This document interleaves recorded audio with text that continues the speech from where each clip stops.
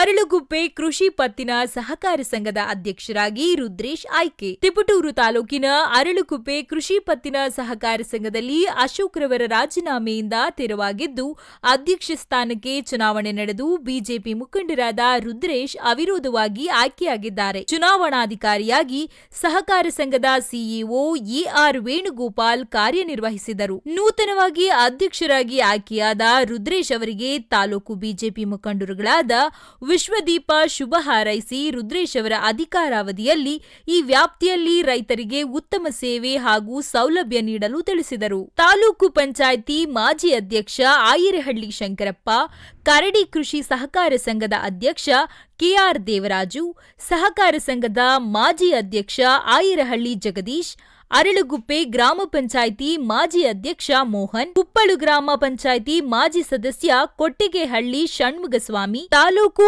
BJP ಮಾಜಿ ಅಧ್ಯಕ್ಷ ಬಳೆಕಟ್ಟೆ ಸುರೇಶ್, ಸಹಕಾರ ಸಂಘದ ಉಪಾಧ್ಯಕ್ಷರಾದ ಎಜಿ ನಾಗರಾಜು ಹಾಗೂ ನಿರ್ದೇಶಕರುಗಳು ಸೇರಿದಂತೆ ಬಿಜೆಪಿ ಕಾರ್ಯಕರ್ತರು ಹಾಜರಿದ್ದು ಶುಭ ಕೋರಿದರು.